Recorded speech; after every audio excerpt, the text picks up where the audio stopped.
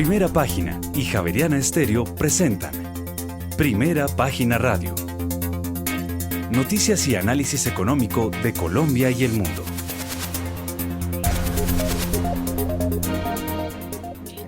Buenos días, sí señora, mañana bastante fría aquí en la capital de Colombia, pero estamos como siempre listos para acompañar a nuestros oyentes y televidentes que ya están conectados con la información de Primera Página.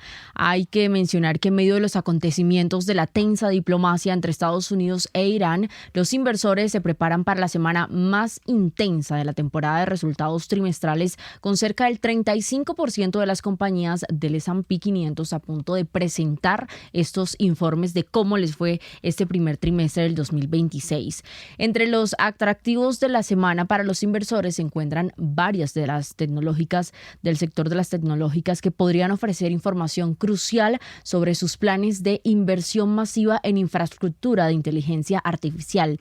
Esos gastos han contribuido a fortalecer los mercados frente a las dificultades derivadas de semanas de conflicto geopolítico y ante una creciente crisis energética que se ha avivado en las últimas semanas y a la que le hemos estado haciendo seguimiento ampliamente aquí en Primera Página. En la agenda de hoy tenemos, por ejemplo, General Motors, que elevó sus previsiones para todo el 2026 y además publicó resultados del primer trimestre mejor de lo que se estaba esperando tras la decisión del Tribunal Supremo de los Estados Unidos de poner fin a los agresivos aranceles del presidente Donald Trump, lo que supone un reembolso de aproximadamente $500 millones para esta compañía. Las acciones de General Motors subieron antes del inicio de la sesión bursátil en Estados Unidos.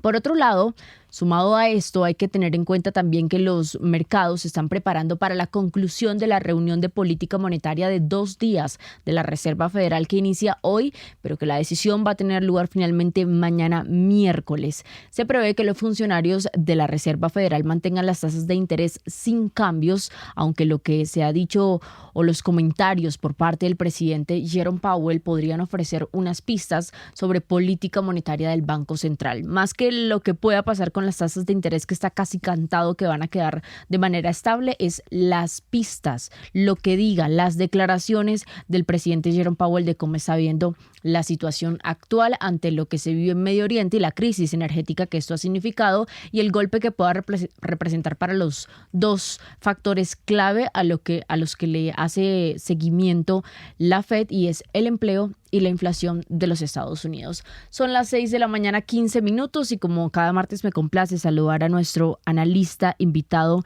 para esta jornada. Está con nosotros Andrés Moreno, quien es analista bursátil y trader de la Bolsa de Valores de Colombia. Muy buenos días, Andrés. Feliz martes.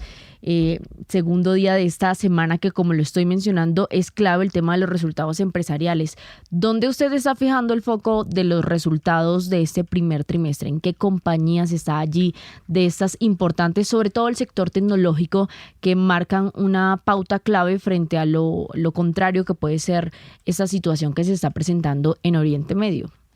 Claro que sí. Buenos días a todos los oyentes, al equipo de Primera Página de Javeriana Estéreo y a todos los analistas invitados. Estamos ya terminando abril, se termina en 3 días, se termina la tercera parte del año, esto avanza y abril es un mes espectacular porque estamos con resultados empresariales en el mundo. Y Colombia empezará, creo que el viernes empiezan algunos balances, ya algunas compañías han reportado y lo tendremos sobre todo en la segunda y la tercera semana de mayo. Coge la temporada de resultados en Estados Unidos a los índices en máximos históricos. Nasdaq en máximo histórico, mucho optimismo, buenos balances, concentración en inteligencia artificial. Vemos una política de tasas de interés estable, no se cree que vayan a subir tasas, posiblemente las bajen, no quizá este año, pero cuando hay estabilidad en los indicadores, a pesar de lo que ha ocurrido con Estados Unidos e Irán, las tasas se mantienen quietas y las acciones fortaleciéndose.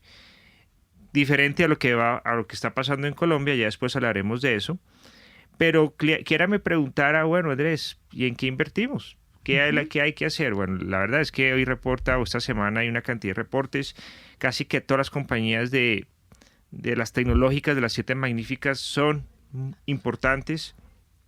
Hoy no se pierdan los balances de la mayoría de empresas. Una en particular no la veo. Más bien pienso que si el sector tecnológico sigue fortaleciéndose, seguirán cambios en la sociedad. Seguiremos rezagándonos más nosotros si no le apostamos a una real tecnología y a la investigación y a la profundización de mercados en cuanto a la inversión y a la confianza inversionista, porque estamos muy rezagados. Entonces, un inversionista dice, oiga, venga, yo quiero empezar a invertir afuera. Hombre, está en máximos históricos todo. No le estoy diciendo que no pueda seguir subiendo, pero quizás espere una corrección. De pronto Trump hace alguna locura que para que todo caiga como le gusta y compra. Los que están invertidos, manténgase. Es decir, no está todo en techos, pero no se ven correcciones por lo pronto. Si ve una utilidad importante ya afuera y usted cree que por su gestión de riesgo vale la pena moverse, válido, pero en un mundo con tasas de interés bajas, estables y que quizás puedan bajar más porque han soportado lo que ha pasado con el petróleo, muy bien. Póngale mucha atención a la inflación. La inflación no es un invento de los bancos centrales. La inflación no es un mito. Y a nivel mundial, todos los bancos centrales trabajan anticipando la inflación. Y lo tienen que hacer de esa manera porque si quieren mantener una sociedad estable y menos pobre, tienen que controlar la inflación, que es el peor impuesto para las personas más vulnerables y para los pensionados.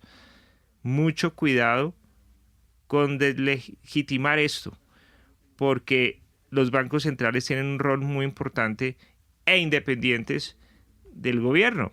Y se lo digo a Trump. Trump quiere manipular la Fed a su antojo, no señor. Y aquí otros líderes también quieren hacer lo mismo y eso tampoco es así. Entonces, todo en máximos, Kiara. Por eso no les dice, oiga, cuando todo caiga, compre. Y ahorita todo en máximos, de máximos, pues ya si no está montado, pues hombre, ya debería haber estado montado. Ahora, la gente normalmente no monta todo su capital, va montando con el tiempo.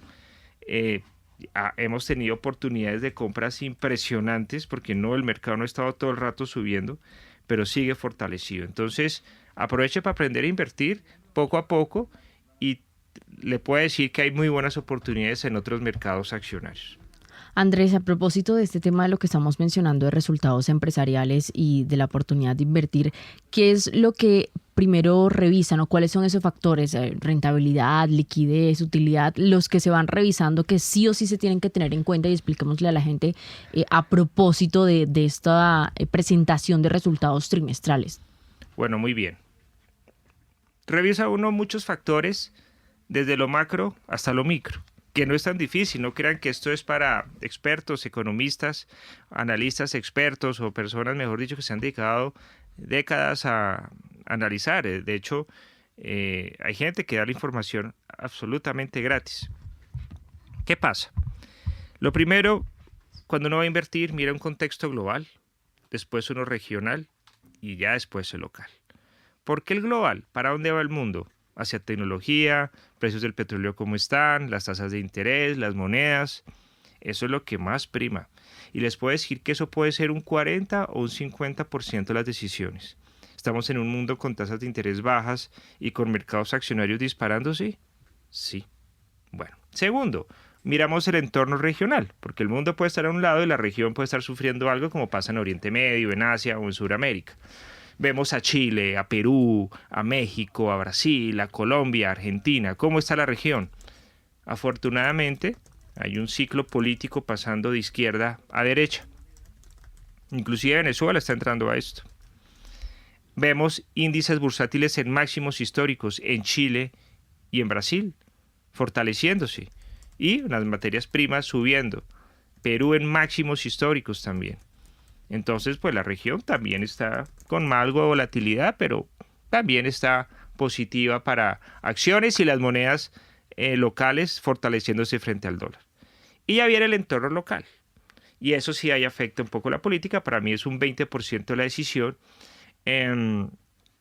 Pienso que Colombia también va a ser parte de ese cambio que hay en la región, pero acá hay unas acciones particulares. Entonces, ¿por qué el entorno local empieza a afectar? Porque hay cosas que sí va a tocar en la economía, otras que no. Por ejemplo, cuando bajaron tasas de interés, la subida del sector financiero. El sector financiero sufre cuando suben tasas de interés. No es cierto que suben tasas de interés para favorecer a los ricos o para favorecer a los bancos. Al contrario, mucho cuidado con toda esa información que dicen algunos líderes. Entonces, por un tema, a finales de diciembre, de subida de tasas del salario mínimo, que se hizo abruptamente, sin consolidar, sin conciliar, que se puede haber hecho de manera de pronto pausada en los anteriores años para no llegar a este momento, el Banco de la República tuvo que subir tasas. Entonces eso ya le pone un freno a nuestro mercado accionario, Kiara. Nuestro mercado accionario venía subiendo 20% en enero. Hoy, finalizando abril, sube 5%. O sea, le pegó el aumento de tasas de interés. Pero seguimos con oportunidades de seguir creciendo. Claro. Entonces, ¿qué pasa? Va a venir un nuevo ciclo. Para mí viene un cambio en Colombia y adicionalmente vendrá un nuevo ciclo económico favorable para las inversiones y para la confianza inversionista, que es lo más importante. Entonces, ¿cómo analiza uno? Uno mira acciones que están, ahorita miramos mercado accionario, miramos la Q de Tobin, que cómo están las acciones en cuanto a su precio y a su valor en libros. Es decir, hay compañías que se negocian en la bolsa 5 o 10 veces lo que valen. Y hay otras que se negocian al descuento en Colombia. Entonces yo te puedo decir que hay compañías muy baratas en Colombia que se negocian a mitad de precio. ¿Por qué? Por las fallas de información de mercado, de formación de precio. Los inversionistas tienden a comprar acciones y sectores que se estén fortaleciendo. Claro, la tecnología, por ejemplo. Han estado invirtiendo obviamente en petróleo. Eso que el petróleo se va a acabar y que las compañías van a desaparecer, eso es mentira. Se siguen fortaleciendo. Y hay otros que se ven afectados. Por ejemplo, las compañías en Colombia que tienen una incidencia del gobierno actual o de cualquier gobierno fuerte, pues se afectan, porque están desatendiendo intereses personales y políticos y no el gobierno corporativo y la razón social de la empresa. Entonces, en cada país, en cada contexto, hay que analizarlo. Para eso están los asesores financieros y una muy buena data que hay en redes para tomar decisiones de inversión. 6 de la mañana, 25 minutos. Gracias, Andrés. Pasemos a conocer el comportamiento de los mercados internacionales en estas últimas horas, donde, por cierto, lo decíamos ayer, esta semana va a ser clave para la toma de decisiones de los bancos centrales y ya empezó esta jornada. En Primera Página Radio, las bolsas del mundo. Y empezó puntualmente con el Banco de Japón, que mantuvo sin cambios los tipos de interés, y esto hizo que la bolsa de Tokio registrara pérdidas este martes. La decisión no sorprendió a los mercados, pero puso, eso sí, de manifiesto la persistente preocupación del banco por la dinámica inflacionaria, especialmente debido al aumento de los costes energéticos. Ahora los mercados siguen de cerca las próximas decisiones de política monetaria, en el caso de la Reserva Federal de los Estados Unidos, el Banco Central Europeo y el Banco de Inglaterra. El principal índice entonces de Tokio, el Nikkei, se dio un 1,02% este martes, después de que el banco decidiera congelar los tipos de interés, no moverlos, al tiempo que redujo las expectativas de crecimiento de la economía en Japón. El indicador, que agrupa a los 225 títulos más representativos del mercado, restó 619 puntos hasta después de romper ayer por primera vez, recordemos, la barrera de los 60.000 puntos al cierre. Siguiendo con los otros índices, el Topix, que es el que agrupa a las firmas de mayor capitalización, subió en este caso un 0,99%, mientras que la bolsa de Shanghai cayó este martes un 0,19% y el parque de Shenzhen alcanzó 1,1% a la baja. El Hang-Seng, que es el índice de referencia de la bolsa de Hong Kong, también registró pérdidas. Estamos hablando del 0,95%. Esto ante un nuevo repunte de los precios del petróleo, que ya los vamos a revisar más adelante cuando hablemos de lleno de los commodities. El Hang-Seng China Enterprises, que es en el que cotizan las compañías de la China continental, bajó 1,27%, mientras que la bolsa de Seúl, con una tendencia contraria a sus pares, subió un 0,39% este martes, con su principal indicador, que es el KOSPI. El KOSDAT, que es el que agrupa a las empresas tecnológicas y de mediana capitalización, por su parte alcanzó un 0,86% a la baja. Y pasemos ahora a Europa, donde las bolsas están subiendo pese al rechazo de Donald Trump a la propuesta de Irán sobre el estrecho de Hormuz. Los datos que se conocen durante esta jornada en el caso de España están relacionados con el mercado laboral, donde se perdieron 170.300 ocupados entre enero y marzo y se sumaron unos 231.500 desempleados en un periodo que habitualmente es desfavorable para el empleo y que además deja el peor trimestre desde 2013, esto en términos de desempleo, y ubica la tasa de desempleo actualmente en el 10,83%, esto para el caso de España. Están pendientes también las negociaciones sobre Irán, de la publicación de los resultados empresariales y de las decisiones de los bancos centrales. Y mientras tanto, los principales índices entonces están marcando unas ganancias hoy.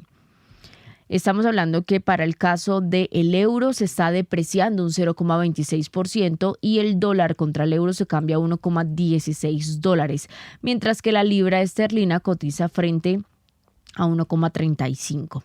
La bolsa que más sube en este caso es la de Madrid. Estamos hablando de un 0,85% al alza durante esta jornada de martes 28 de abril, mientras que la bolsa de Frankfurt está ganando un 0,17%. La de Milán está al alza un 0,38%, la bolsa de Londres un 0,44% y tenemos que la bolsa de París está al alza un 0,12% con su principal indicador, que es el CAC 40.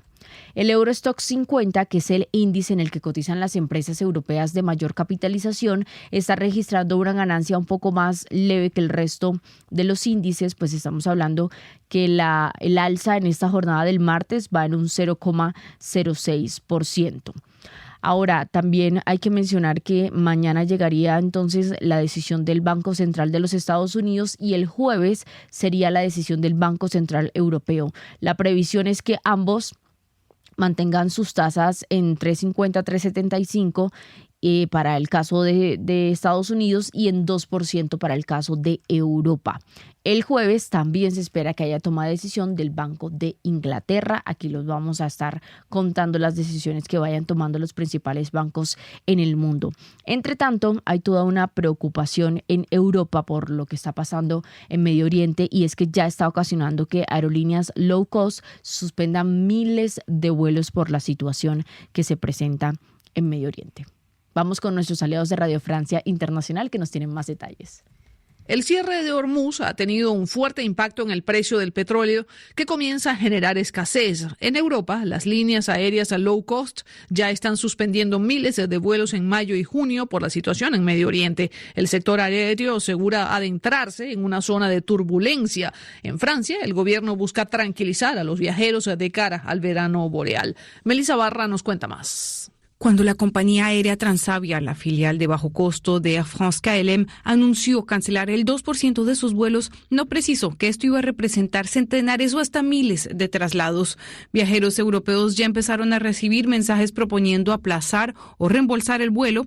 Lo mismo hizo la española Volotea. La aerolínea alemana Lufthansa prevé suprimir 20.000 vuelos de aquí a octubre.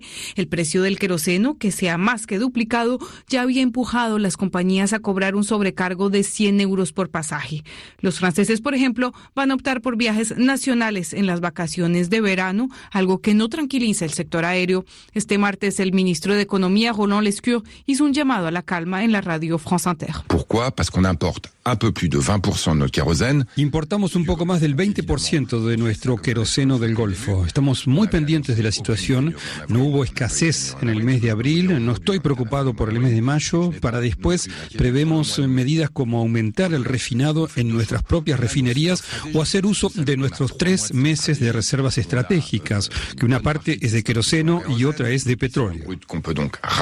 Lescure criticó las recientes declaraciones del jefe de Total Energy, quien había advertido sobre un posible escenario de escasez energética en Europa en caso de extenderse el bloqueo del estrecho de Hormuz.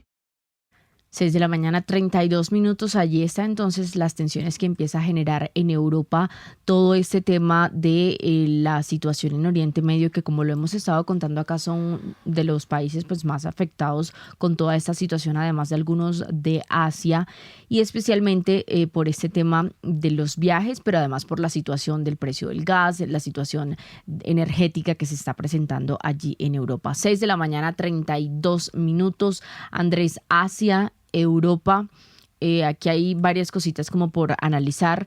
Está el tema, por ejemplo, de decisión del Banco de Japón, que pues no sorprende, pero sí ya empieza a tomar medidas o hacer previsiones frente a lo que pueda ser el cierre del 2026 con este impacto que se está teniendo. Y también tenemos para el caso de Europa un comportamiento positivo pese a la incertidumbre que sigue generando estos diálogos que nada que avanzan.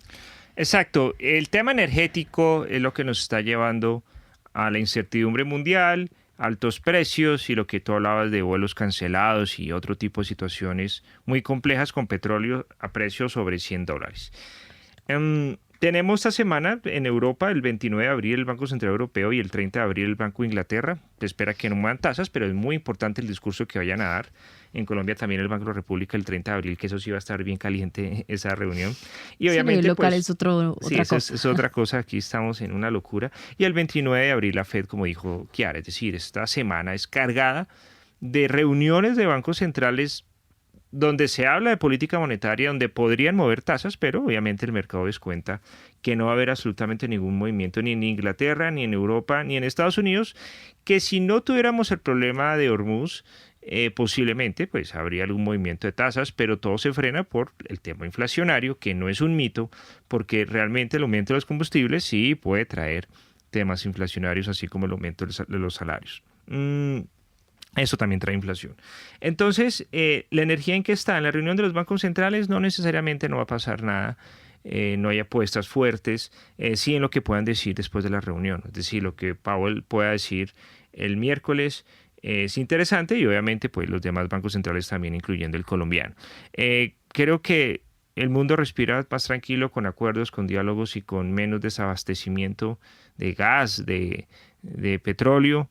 En el mundo necesitamos precios más bajos y que este problema que ya escala varias semanas realmente llegue a su fin muy pronto. Sí, señor.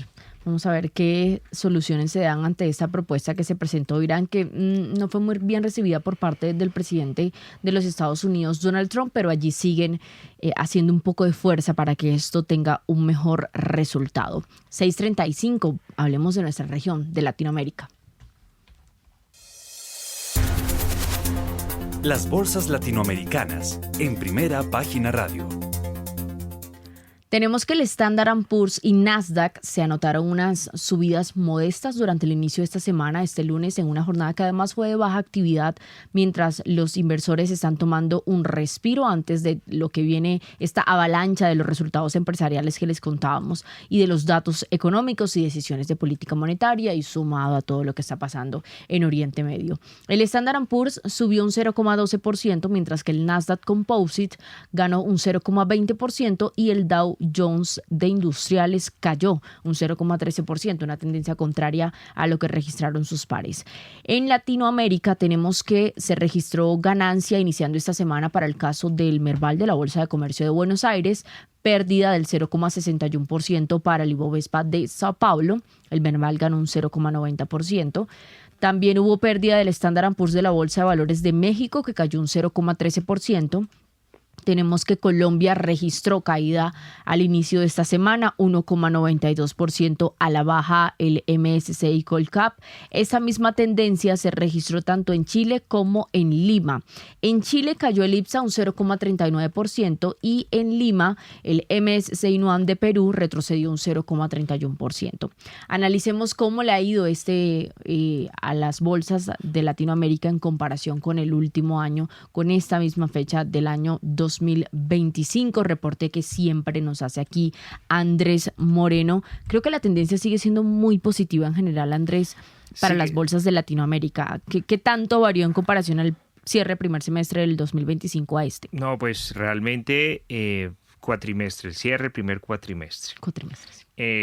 La verdad, muy bien. El que haya comprado acciones latinoamericanas el 27 de abril del año pasado a este año, en Perú se va ganando el índice 81% últimos 12 meses, es la bolsa más disparada. La segunda, aunque usted no lo crea, es Colombia, es Colombia cerca del 40%. El tercero, Brasil, 40%. Cuarto, Chile, 36%. Quinto, Argentina, 27%. Y México, 22%. Entonces, la región positiva, muy bien, ha corregido. Colombia ha corregido bastante. Esto va a seguir al alza. Confianza inversionista, flujos con países con tasas de interés muy bajas hacen que lleguen a la región, hace que sean atractivos por sus altas tasas de interés, por sus niveles de riesgo, pero necesitamos también hacer la tarea. Necesitamos ayudarle a los extranjeros a que esto ocurra. Y la manera en que esto se hace es teniendo políticas mucho más amigables para la inversión. Las inversiones, la confianza inversionista es lo que acaba la desigualdad y sobre todo la pobreza, no al contrario. Muy bien, 6 de la mañana, 38 minutos. Allí estábamos hablando de Latinoamérica con Andrés Moreno y saludo ahora también a Camilo Ramírez, que ya está por acá con nosotros. Él es empresario y estratega legal. Gracias, Camilo, por estar en Primera Página y hablemos a propósito de esto que menciona Andrés de oportunidades de inversión en Latinoamérica, en la región. ¿Cómo estamos en ese sentido? Buenos días, Kiara, Andrés. Un saludo para todos. Kiara, el ciclo económico global está cambiando y la región de Latinoamérica viene a ser atractiva en la medida en que los riesgos que existen acá, que son riesgos consuetudinarios y digamos endémicos, terminan siendo mucho más asumibles en este momento para los inversionistas internacionales en la medida que los retornos en esta región son mucho más interesantes que lo que pueden existir en este momento en otras regiones menos conflictivas, pero que no generan unos retornos tan importantes. Y la realidad es que con el cambio, digamos, de la orientación política en los países de Latinoamérica, hay una oleada, digamos, de confianza hacia la protección de las inversiones, hacia la creación de estímulos para la llegada de capitales, tales como la reducción de impuestos. Estamos viéndolo ahora precisamente en Chile, en donde están ya trabajando una reforma tributaria para bajar las tasas impositivas. Y creo que eso va a generar un ambiente importante de confianza, repito, dentro de un contexto macro en donde hay una gran incertidumbre en los mercados tradicionales. De otro lado, Latinoamérica pues es una región que históricamente ha estado de alguna manera desamparada ya en los últimos 20, 25 años por Estados Unidos como destino de inversión. Digamos que después de las Torres Gemelas y de toda esa lucha contra el terrorismo, los esfuerzos de Estados Unidos se dirigieron esencialmente hacia la región de Eurasia y África, y Latinoamérica pues quedó relegada como un foco para los Estados Unidos. Pero con el cambio de la geopolítica global, lo que estamos viendo es que Estados Unidos va a tener que volver a fijarse en su patio trasero, porque es muy probable que sea el único en donde tenga un control pleno, a diferencia de lo que está pasando, como vemos en Eurasia, y definitivamente ese enfoque nuevamente hacia Latinoamérica le va a exigir hacer inversiones nuevamente en este continente. Yo creo que el momento que se está empezando a ver para Latinoamérica es importante, y evidentemente para Colombia, dentro de ese contexto, pues hay unas grandes oportunidades cuyo, digamos, desenlace claro depende de las políticas de largo plazo, que en este momento estamos viendo, pues digamos, bastante inciertas, bastante manipulables por los gobiernos. Cada 4 años hay unos cambios importantes, y lo que reclama como mínimo un inversionista de largo plazo es que haya alguna certeza jurídica sobre cuál va a ser el marco en el mediano y largo plazo. Veremos pues efectivamente qué pasa aquí en Colombia con las próximas elecciones, pero evidentemente el ciclo nos puede favorecer en la medida en que haya mayor confianza inversionista.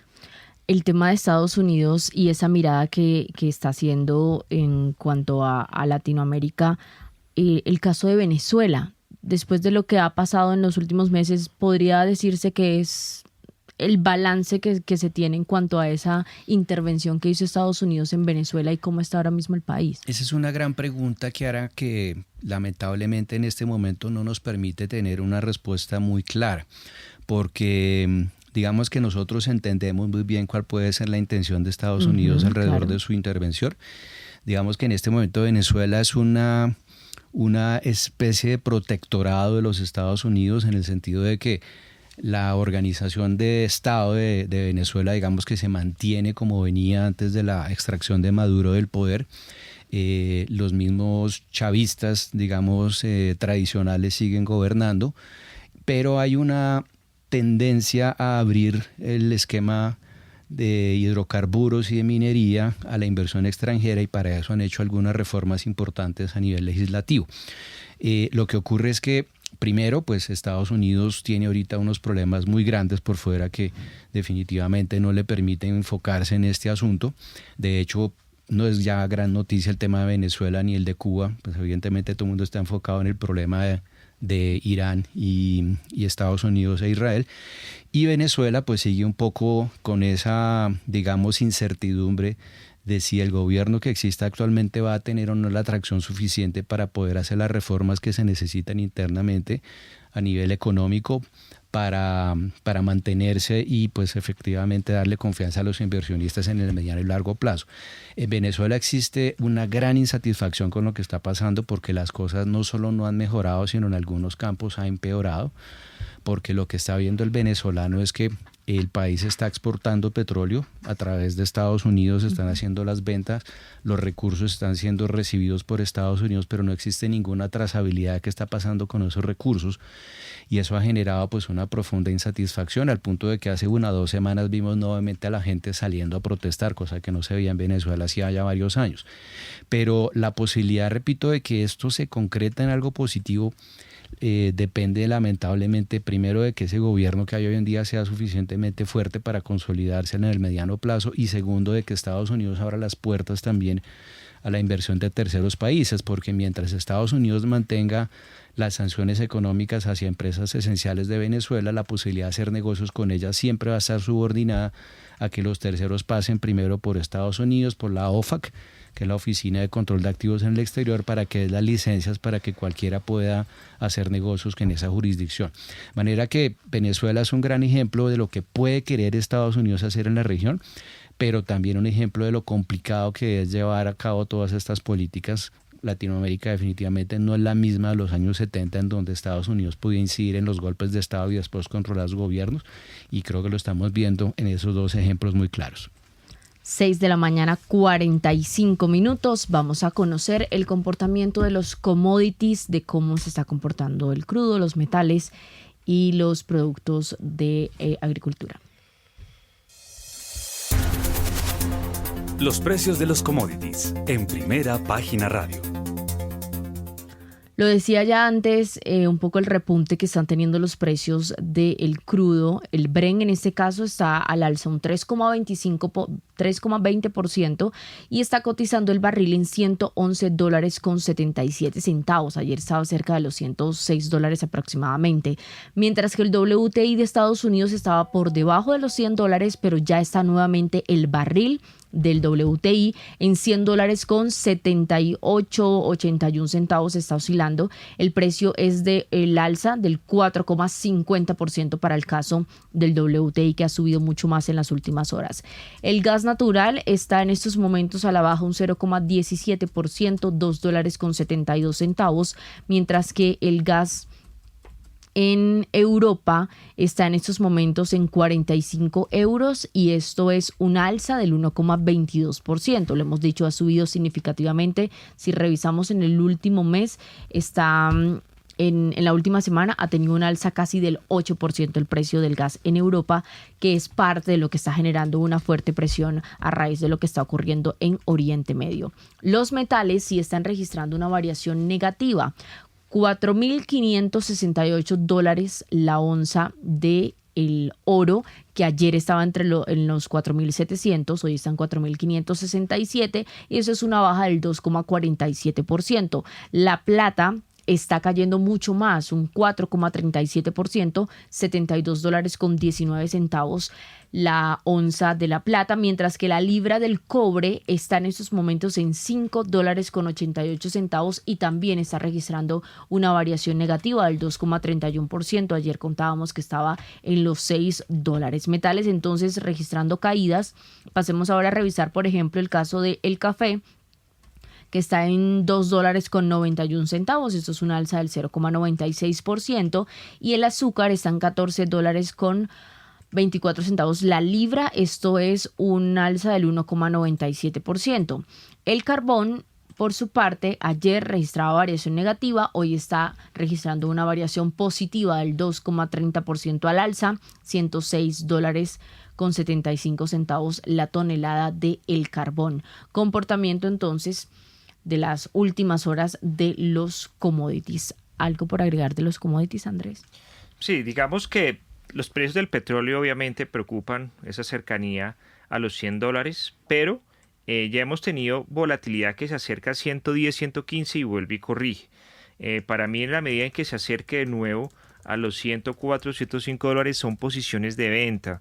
Algunas personas vi que se montaron a Ecopetrol cuando el petróleo pasó los $100 o empezaron a meterse cuando ya se ha disparado. No se monte cuando todo está súper alto y cuando ya está extendido.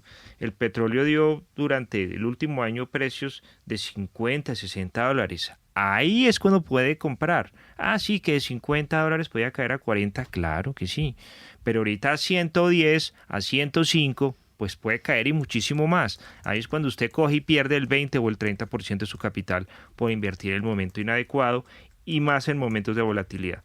El petróleo había tenido durante 2 semanas caídas de $117 hasta 78.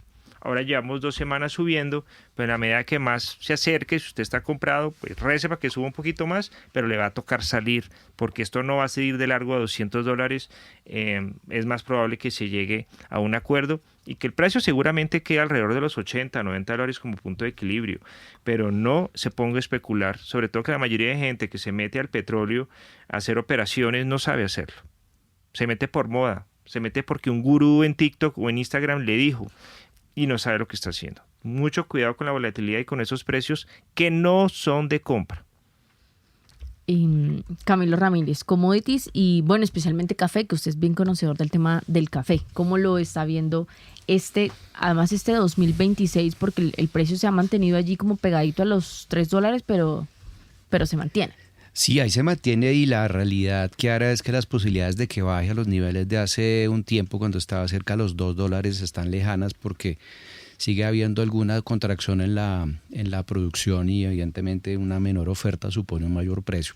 Para Colombia, digamos que hay 2 elementos que son determinantes. Primero es que Colombia, a pesar de que el precio interno de compra, pues por parte de la federación, que sabemos es el comprador de última instancia de la producción, está amarrado al precio internacional y a la tasa de cambio, pues sigue hoy estando internamente mucho más bajo. Los productores están recibiendo mucha menos plata, obviamente, que hace un año que estaba el dólar más alto y la libra mucho más alta, pero lo cierto es que el negocio a nivel internacional para el café colombiano tiene unas ventajas gigantescas por el hecho de que tiene unas acreditaciones de calidad frente a los consumidores bastante superiores a las de los cafés ordinarios y hay un nicho importante para los exportadores en ese mercado de cafés de especialidad. Yo creo que estamos en un punto en el que el caficultor internamente está entendiendo mucho más qué producto es el que está produciendo y que también se aprecia en el exterior, y eso está incidiendo en que haya mucha más tendencia a que la gente integre su venta directamente desde la finca hacia los mercados del exterior, quitándole bastante espacio a los intermediarios, y ahí hay pues una gran oportunidad. De manera que esperemos que a pesar de la volatilidad de alguna manera relativa sobre esos precios, igual las oportunidades para el café colombiano sigan siendo importantes en el exterior. En este caso, ¿quiénes son los intermediarios, Camilo? Digamos que en el mercado, Kiara, lo normal es que entre el caficultor y el comprador del exterior hay más o menos 4 intermediarios, que son en Colombia el que aglutina la compra de café, porque en Colombia la mayoría de productores son familias que tienen negocios pequeños, fincas de 5 o 4 hectáreas, y para poder hacer negocio, digamos, alrededor de eso se necesita alguien que compre de muchos productores para tener volúmenes importantes. Es, digamos, como el primer intermediario. Normalmente esas son cooperativas o comerciantes en las jurisdicciones municipales. Esos le venden posteriormente a los exportadores, que son personas con un músculo financiero mucho más importante, que le pueden comprar a muchísimos de estos intermediarios y consolidar volúmenes importantes, y esos normalmente son los que exportan el café al exterior.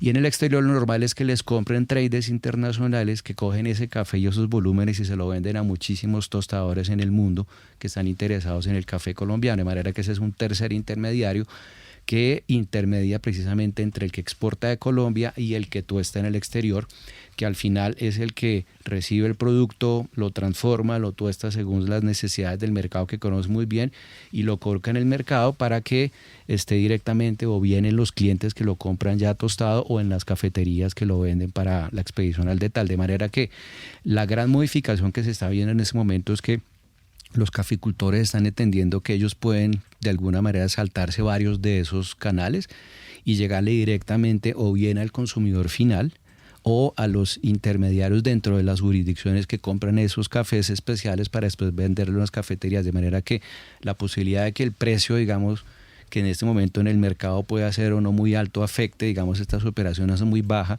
porque el café colombiano tiene tal apreciación que si se puede vender afuera, se va a vender siempre a unos precios muchísimo más altos que el mercado internacional, porque el mercado está dispuesto a pagar por ellos. De manera que esa es la gran reconfiguración del negocio, en la cual evidentemente la Federación de Cafeteros no tiene mucho que ver. De hecho, la federación sigue siendo uno de los grandes aglutinadores de café, pero los pequeños comerciantes, los pequeños productores están viendo oportunidades importantes, obviamente de la mano de gente que conoce el mercado afuera, por supuesto, pero ahí es donde hay unos volúmenes mucho más bajos, pero con una rentabilidad mucho más alta, y ahí es donde digo yo, hay una gran oportunidad para el café colombiano en el exterior.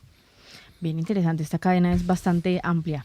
6 de la mañana, 54 minutos. Entremos ahora a los temas macroeconómicos de Colombia, porque en las últimas horas el dólar se apreció aquí en nuestro país un 2,36% y el peso, entiendo, Daniel, usted nos tiene más detalles, fue la moneda más devaluada del mundo este lunes. ¿Qué fue exactamente lo que provocó esto? Kiara, muy buenos días para usted, para todos los oyentes. Pues efectivamente, en la jornada de ayer hubo un tema relevante que, digamos, explicó sobre todo un pico en el incremento del precio del dólar en la jornada, en el spot de ayer. Y fue una operación de compra de la Tesorería Nacional, es decir, del Ministerio de Hacienda. Hablamos de que el gobierno pudo comprar entre 150 millones de dólares y 200 millones de dólares en la jornada de ayer, y precisamente estas compras se centraron hacia el final de la jornada. El dólar en un momento dado estaba más o menos sobre los 3.000, en este caso 3.648 pesos, y se pegó una trepada hacia los 3.663 pesos producto de esa operación que registros preliminares de mercado cambiario apuntan a que fue el gobierno nacional que la hizo y que habría comprado en este tanto a ese precio del dólar cerca de 150, entre 150 y 200 millones de dólares. Esto se hizo también en el marco del cierre de la recompra de Yankees que llevó a cabo el gobierno. Ayer se conocieron los resultados y esa recompra va a tener cumplimiento el día de hoy. El gobierno finalmente recompró cerca de 4.420 millones de dólares. Esto es un monto que está por encima de la expectativa inicial del propio gobierno, que había dicho que tenía en mente recomprar cerca de 4.000 millones de dólares, y como digamos lo revelamos y lo explicamos varias veces en primera página, gran parte de la liquidez de esa recompra salió de pasar la caja que tenía en pesos a dólares, especialmente porque en la primera recompra de TES, para la cual había colocado directamente TES corto plazo y TES largo plazo, le salió por debajo de lo que esperaba. Recordemos, esperaba algo más cercano a los 10 billones de pesos y le salió por 5,4 billones de pesos. Entonces, esa plata, entre comillas, que le sobró, después se fue al mercado cambiario y la pasó en dólares para tener o completar la liquidez para llevar a cabo esta recompra. Sin embargo, como la recompra salió por encima de lo que esperaba, es decir, por 4.420 millones de dólares, cuando había estimado cerca de 4.000 millones de dólares, Recordemos que el techo que se había impuesto era de $6.000 millones, pero la meta estaba más cercana a los $4.000 millones. Esa diferencia entre lo que estimó y lo que finalmente fue la recompra es lo que habría hecho al gobierno volver al mercado cambiario para conseguir la liquidez restante para cerrar esta operación el día de hoy, que como decimos, hoy tiene el cumplimiento y ya hoy, digamos, ya va a haber un registro en el saldo en circulación de bonos globales que va a permitir que este saldo se reduzca en cerca de $4.550 millones. Esto porque varios de los bonos tenían, digamos, descuento. Entonces el gobierno saca una caja de $4.420 millones, pero termina recomprando cerca de $4.550 millones porque algunos bonos estaban más baratos de lo inicialmente, es decir, más baratos de su precio par.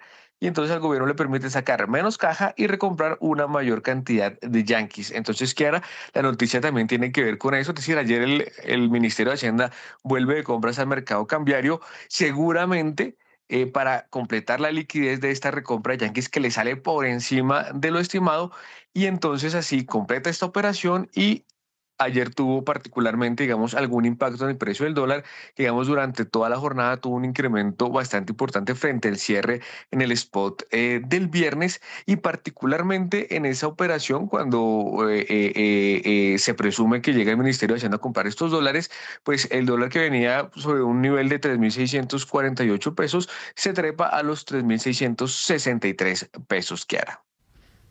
6 de la mañana, 58 minutos. Daniel, para los oyentes, los efectos del por qué el Ministerio de Hacienda realiza este tipo de operaciones, para los que no están tan familiarizados en este caso y no son especialistas del mercado. Digamos que era que particularmente lo que ha sucedido este año es que el gobierno desde un principio anunció que está en una posición compradora de dólares. Y la razón fundamental era, uno, el precio del dólar estaba, digamos, entre comillas, barato, porque el dólar, digamos, empezó a situar por debajo de lo que venía pronosticando el gobierno en el 2025 y se ubica por debajo de lo que está pronosticando el gobierno para el 2026. Entonces eso le abrió una ventana de oportunidad al gobierno para, digamos, comprar dólares baratos. Y esto cambiando, digamos, la posibilidad de salir al mercado externo colocando bonos globales. En los cálculos que tiene el Ministerio de Hacienda puede llegar a ser más efectivo o, digamos, tener un costo inferior para el gobierno comprar dólares en el mercado local a un dólar barato que salir, por ejemplo, al mercado internacional y hacer una colocación de bonos externos y ahí levantar dólares. Esa ha sido más o menos como la dinámica y la argumentación que tiene el Ministerio de Hacienda para tener, digamos, este año una posición compradora de dólares. Recordemos que en lo corrido de este año, cálculos preliminares, porque todavía no hay cifras oficiales del Ministerio de Hacienda, seguramente el gobierno se viene cargando con más de $5.000 millones en lo corrido del año. Entonces sí ha sido una posición bastante compradora en lo que va de este año, Kiara, y pues ya son las 7 de la mañana. Sí, señor, 7 de la mañana en punto. Vamos con una actualización de noticias con Marixa González al canal. Recuerde que usted nos puede sintonizar también a través del 458 del canal Claro. Y ya regresamos con más noticias macro con Daniel Támara y los demás periodistas de Primera Página.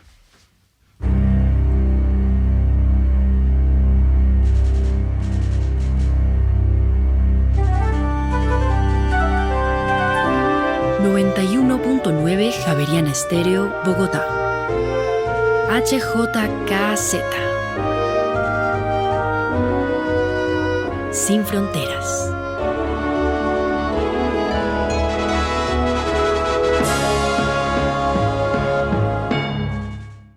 Bueno, regresamos. Ahí está el mensaje de las nuevas marcas de Nutresa. Bueno, con J Balvin. Nada, era el que estábamos escuchando. Bueno, pues yo ni siquiera he escuchado una canción completa de Joe. O sea, yo soy todavía los 3 diamantes y eso. Bueno, 7:19 de la mañana. Bueno, es que estoy viendo acá dramático. Mire, una familia en medio del trancón aquí en Mondoñedo, secuestrada, asaltada, cuando iba saliendo de Bogotá. Esto se volvió ya invivible. Esto le decía yo a Camilo que es feo ser uno oráculo de lo que venía, pero lo dije desde que yo estuve en el Cauca hace meses, ya lo advertí, de que mientras llegara el fin del gobierno iba a pasar esto y está pasando, ¿no? Esto no es gratuito. Y veo al ministro Icopor, o sea, qué falta de todo, o sea, bonito, lindo, les encanta a las niñas, ¿no? Les encanta el ministro Icopor. Y civil, ex-FAC, ¿no? FAC, para aclarar, ¿no? Ex-FAC, porque había otro que era ex, bueno, y acabado, esto no se puede salir de aquí para abajo, ya estamos en los niveles, el presidente trata de darle poco impacto a lo que está sucediendo, pero como él estaba de fiesta, ¿no? O sea, 21 muertos en el Cauca y él celebrando el cumpleaños, ¿no? Entonces, muy complicado esto, lo que está pasando, pero en el Cauca lo advertí desde ese momento, no se puede andar por las vías, está totalmente tomado por los narcos y por los helenos y los farcos, esto está en manos de terceros. El ejército no aparece siempre después de que y la cosa esto está semitomado. O sea, hay zonas en las que ya no se puede viajar nuevamente, que la violen. Pues es que matar 21 colombianos y que no pasen, o sea, lamentarnos. O sea, el titular del Tiempo de ayer me deprime, o sea, es una pendeja, la lloradera, ¿no? Volvemos a la lloradera. ¿Y la acción qué? O sea, ¿dónde están? Hablando de Iván Mordisco ¿hace cuánto tiempo? Pero bueno, este es, ¿vio el meme? Que no se sabe qué es más peligroso, si Iván Mordisco o un mordisco de Iván. Bueno, listo. Bueno, y lo que les dije, mire las encuestas. Señor Cepeda, ahí esto está intacta la votación de hace 4 años, y creciendo, ¿no? Ayer vi hasta un conservador adhiriendo a la campaña de Iván Cepeda.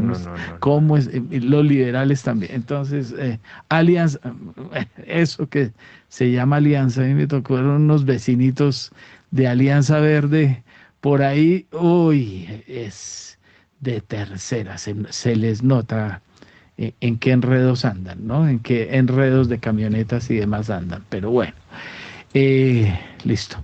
Ya ahí mi editorial. Esta noche, ¿qué? ¿Sao Paulo? Millonarios Sao Paulo desde el Campino. Perdemos. No hay que...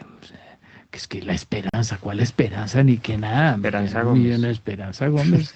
Bueno, aguanta todavía, pero no, Millonarios no tiene nivel para salir de Sao Paulo. Y estamos chilingueando, ¿no?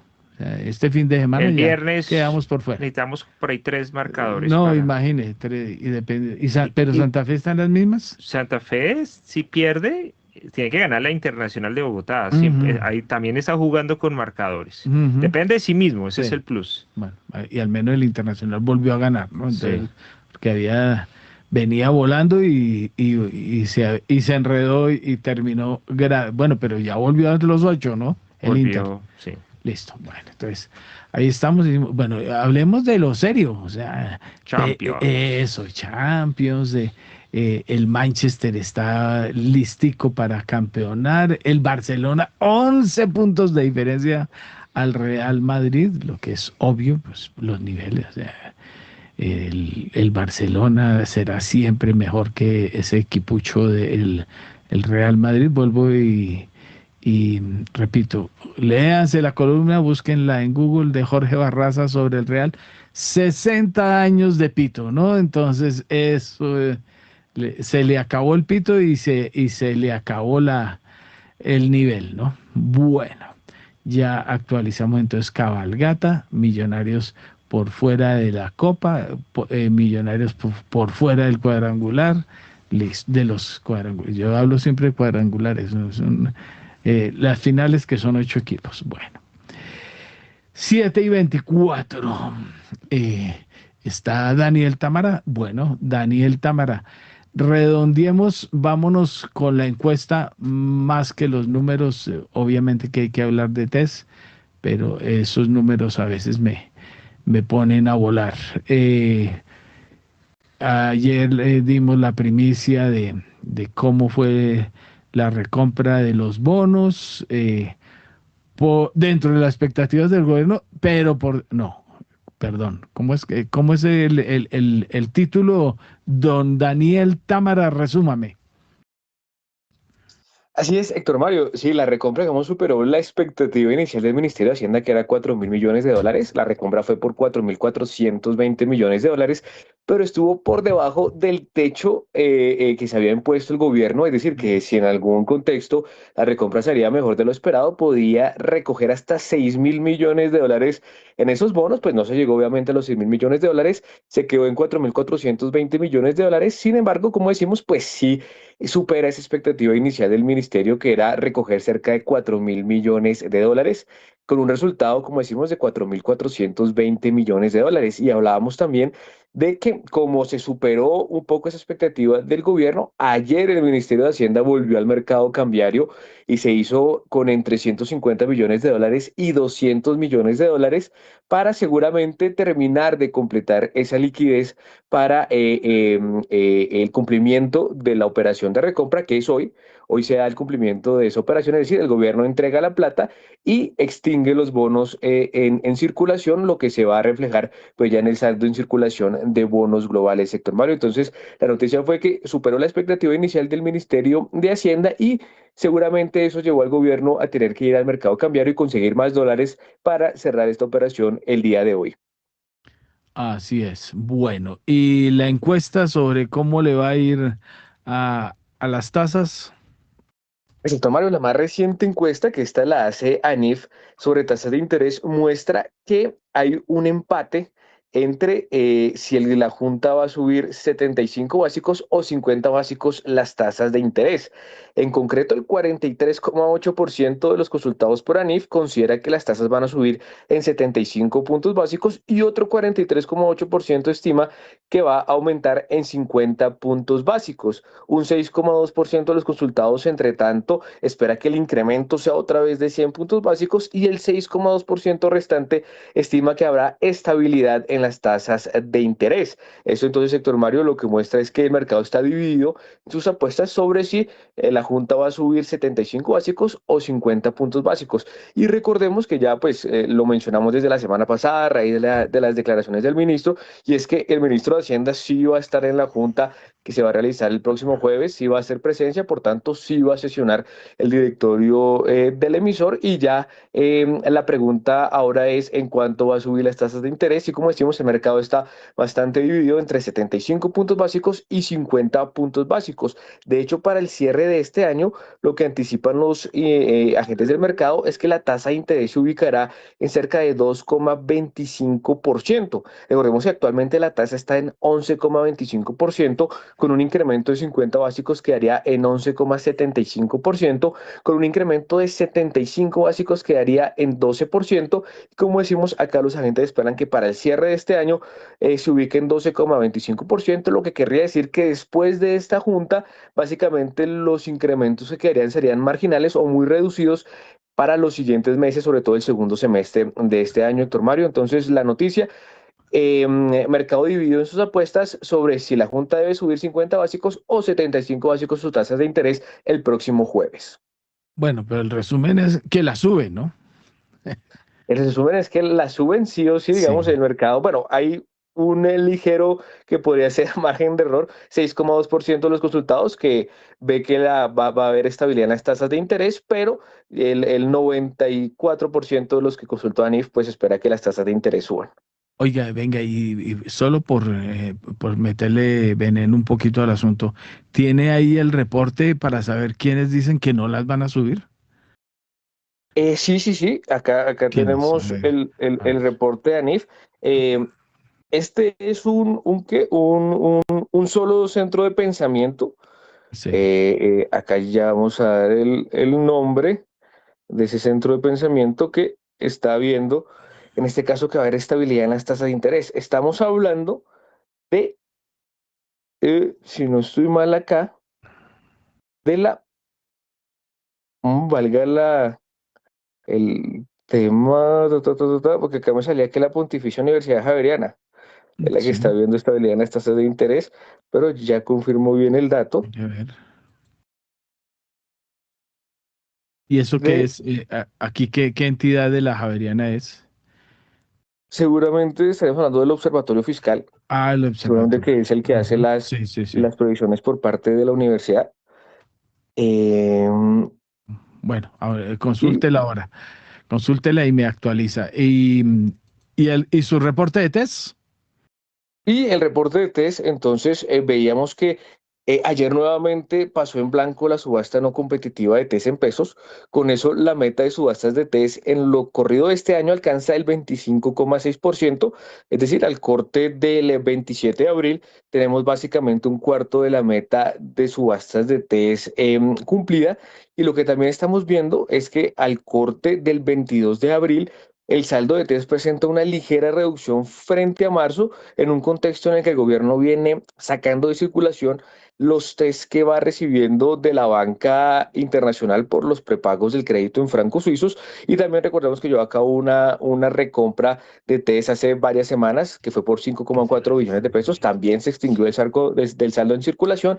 Sin embargo, las colocaciones directas de test largo plazo y test corto plazo, además de los test que se han venido subastando y de los tanto de largo plazo como de corto plazo, pues también mitigan un poco ese efecto a la baja en el saldo de test, y lo que decimos es una ligera reducción en el saldo en circulación de bonos de deuda pública cercano a los 1,3 billones de pesos, Héctor Mario. Y también acá vale la pena destacar que hoy hay subasta de test corto plazo. Seguramente el gobierno buscará adjudicar los 900.000 millones de pesos. Y acá Primera Página hizo un ejercicio con respecto al comportamiento de los inversionistas extranjeros en el mercado de deuda pública, porque en lo corrido de abril el Banco de la República es que los extranjeros vienen saliendo de cerca de 14,5 billones de pesos en TES. Sin embargo, cálculos de Primera Página muestran que de esos 14,51 billones de pesos de TES en pesos, que es lo que viene saliendo los inversionistas extranjeros, cerca de 11,57 billones de pesos corresponden a esos TES que han venido liberando los bancos internacionales por el prepago de este crédito en francos suizos. Es decir, no es propiamente que los inversionistas estén liquidando a la lata papeles del gobierno, sino que la gran parte de esos 14 billones de pesos son títulos que van soltando la banca internacional a medida que se les va pagando anticipadamente el crédito en francos suizos. De todas formas, si uno resta ese efecto del prepago del TRS y los títulos que se liberan, de todas maneras los foráneos sí están liquidando cerca de 2,9 billones de pesos en TES en pesos en lo corrido de abril de este año. Doctor Mario, eso en cuanto al mercado de deuda pública. Mil gracias. ¿Algo más, Daniel Támara, para antes de despedirlo? Sí, Héctor, confirmar que efectivamente es la Universidad Javeriana la que tiene, digamos, Eso. implícito que la Junta podría mantener las tasas de interés. Listo. Bueno, ahí lo tenemos y esperar si hay convocatoria eh, la, de la comisión salarial, concertación salarial, porque el gobierno dijo que si subían tasas, subía Dañaba más la economía. subía nos subía el sueldo a nosotros los del mínimo. Listo. Bueno, eh, salimos de ahí, entonces vamos con... Mercado, Colombia, Exacto. con Edgar Leighton, que nos cuente cómo le fue a la bolsa en las últimas horas. En Primera Página Radio, las acciones de Colombia. Héctor, muy buenos días, Kiara, y a nuestros analistas. Les cuento que en la más reciente jornada bursátil local, el índice MSCI Colcap restó 1,93%, culminó en 2.189 con 86 unidades. Dos montos interesantes. Ecopetrol, con esta acción se movieron 57.900 millones de pesos, con preferencial Cibes 32.000 millones de pesos, y de ahí para abajo 8.900 millones de pesos Cibes y menos de 5.000 las demás. Al alza se comportó la acción de preferencial Aval, 3,4%, 821 pesos. BHI sumó 2,7%, 418 pesos. Y Grupo Aval avanzó 2,54% a 808 pesos. En negativo, la acción de ISA 4,64%, 28.800 pesos. Ecopetrol, nuevo bajonazo, 3,46%, 2.370 pesos, y Semargos, menos 3,33%, 11.600 pesos. Mercado global colombiano, Nvidia y Nu siguen entre las primeras. Nvidia movió 2.500 millones de pesos, Nu 1.600, pero hubo un activo que es el IB01 que movió 5.646 millones de pesos, 7:35 de la mañana. Gracias, don Edgar. Bueno, vamos con nuestros analistas. Andrés Moreno Jaramillo. Bueno, mercado accionario en Pero Colombia. venga, eso, usted me lo alertó. ¿Viene bajando? Viene bajando. ¿Desde cuándo? Pues desde enero. Veníamos Sí. subiendo 20% en enero y Sí. ahorita para cerrar abril vamos 5%. Para abajo. Pero subiendo o para abajo. Para abajo. Para abajo. Y ayer fue casi un 1,5%, casi que se va a borrar, si seguimos así, la tendencia de alcista que se mostró al principio de este año, que fue obviamente un poco abrupta, exagerada, pero así es. Vamos 5,89 subiendo este año, varias acciones corrigiendo como pasó ayer, y es normal que ocurra en abril, mayo y junio, volatilidad al alza y en especial a la baja por los temas electorales, pasa cada año.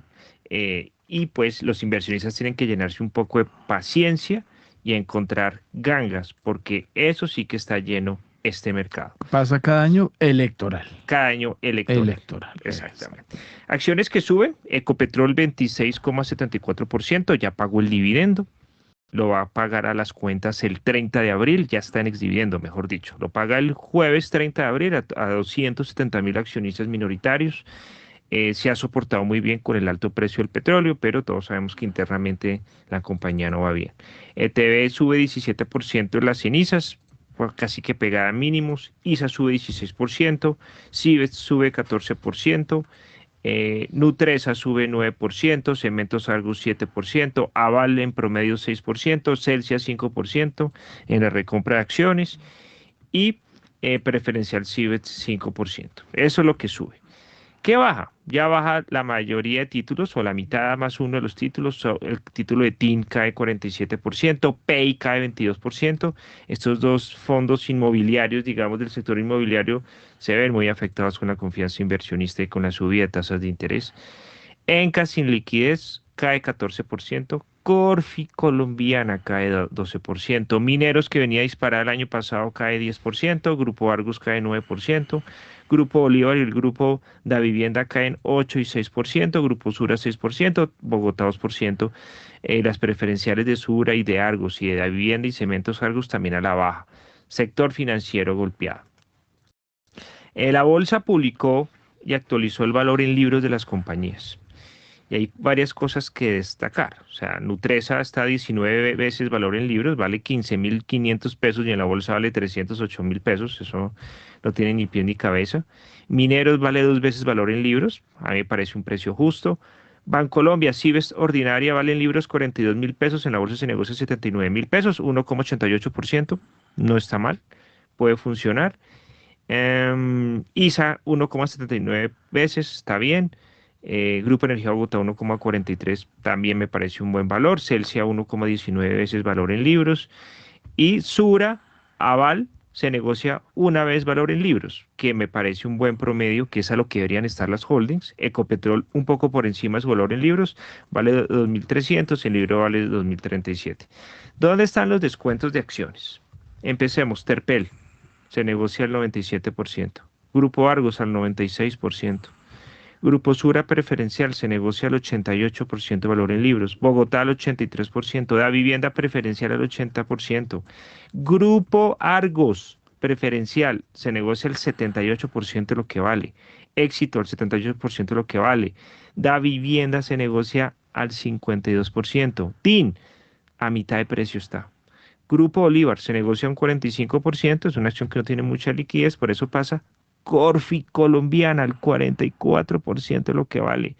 PEI 43% de lo que vale. Y ya de ahí para abajo están ETB con concreto, con un buen descuento por la falta de liquidez que tienen y algunos temas financieros, pero es un mercado que tiene muchas acciones que se negocian al descuento, cuando la mayoría de las acciones mundiales se negocian con prima, se negocian con mucho más valor de lo que hay. Eso demuestra que el mercado colombiano está muy barato.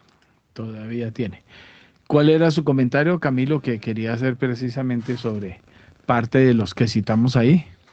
Pues Héctor Mario, estábamos hablando de Nutresa y de cómo en manos de los Gilinski se transformó completamente y cómo pues de alguna manera ellos han desanquilosado, digamos, el segmento industrial en donde se metieron, y demuestra dos cosas que son importantes resaltar. La primera es que en Colombia las empresas de cierto tamaño tienen un potencial gigantesco que en manos de los propietarios actuales no se ve. Hay una condición que me parece que no es muy halagüeña para los empresarios colombianos, y es que son muy cómodos. Aquí estamos acostumbrados a pelear nuestro mercado, solamente cuando hay alguna crisis salen a mirar alguna inversión en el exterior y pues ahí se dan cuenta que pueden ser realmente exitosos haciéndolo, pero la mayoría de las empresas colombianas no piensan primero en, oiga, voy a internacionalizarme, voy a hacer una emisión de acciones en bolsa para financiarme, voy a crear nuevas oportunidades de negocio. Frisbee yo creo que es bastante sintomático porque sí, Frisbee siendo pues evidentemente el monstruo que es aquí en Colombia, fue y registró su marca en España donde hay más de 1 millón de colombianos y es un mercado gigantesco que podría haber explotado, pero la dejó vencer y jamás se hizo nada, y algún avispado llegó y registró la marca y evidentemente está ganando el proceso porque es que él sí la está explotando allá. Y uno dice, oiga, pero ¿cómo es posible que a esta gente no se le hubiera ocurrido hacer eso antes? No, es que el empresario colombiano no ve más allá, Héctor Mario. Es muy chistoso que habiendo tanta exportación de colombianos no exportemos productos colombianos detrás de ellos para generar mayores oportunidades de negocio. Pero la gente lamentablemente es muy parroquial, somos demasiado parroquiales, nuestros empresarios son demasiado cómodos con Colombia. No queremos salir a competir ni a pisar en las mangueras a los competidores del exterior, pero lo que es más complicado es que son muy cortoplacistas. Aquí todo el mundo está asustado porque es que llegó este, llegó aquel, no, que es que la cosa, y uno dice, oiga, miren el espejo de Perú. Perú ha tenido yo no sé cuántos presidentes en 2 años, en 10 años, perdón, y uno ve que la economía peruana sigue estable, sigue creciendo, es decir, uno ve que realmente tenemos una pobreza en nuestras visiones empresariales gigantescas. Y me alegra mucho que Nutresa esté haciendo lo que está haciendo, porque nos está enseñando a todos que definitivamente cuando se quiere hacer emprendimiento grande, se puede hacer, porque las visiones que tienen son visiones que podrían tener muchos otros empresarios, pero que lamentablemente no tienen y no las explotan. ¿Ya comió chocolatina? ¿Lleva 1.000 pesos? No, yo no como chocolate. No, Se tiene lo mejor de la vida, Camilo. A 1.000 pesos está. Bueno, y ya que demostramos esta visión, démosle paso a Daniel Lozano de KineWorks, precisamente sobre el tema del, pues aquí hablamos un poquito del pesimismo, pero el optimismo por ese lado empresarial. ¿Qué tiene que decir Daniel? En el 2026, el 88% de las empresas en el mundo ya usan inteligencia artificial, pero solo el 5.5% le saca verdadero provecho. El MIT lo confirma. El 95% de los proyectos de inteligencia artificial en las empresas fracasan. Entonces la pregunta no es si la empresa está adoptando la inteligencia artificial, pero cómo la está adoptando. El problema es que no logran que funcione. ¿Y por qué se está generando este problema? Uno, lo más importante es la brecha de talento. Según Deloitte, la falta de gente capacitada es la barrera número 1 para que la inteligencia artificial funcione. La inteligencia artificial sin personas formadas es un Ferrari sin conductor y personas sin licencia para conducir. La segunda parte es la trampa del piloto. El MIT demostró que el 95% de los pilotos de inteligencia artificial mueren antes de llegar a producción. Brillan en la demostración y en la junta directiva y en sacar el ego, pero nunca se conectaron a un problema real del negocio. Lo tercero es que hay sistemas obsoletos, datos sucios, y la inteligencia artificial muestra que cuando usted le pone basura adentro, pues basura sale. Lo cuarto es y yo diría el más importante que yo he visto en las organizaciones en Colombia, he tenido como 5 reuniones en la última semana donde esto sale, y es la guerra interna y el miedo al cambio. Los líderes le tenemos miedo al cambio, las organizaciones le tienen muchas veces miedo al cambio. El 42% de los directivos confiesan que la inteligencia artificial está rompiendo su empresa. Un choque entre el departamento de tecnología y los negocios, los silos y empleados que temen ser reemplazados o juzgados por un algoritmo deciden ni siquiera cómo tocar la inteligencia artificial.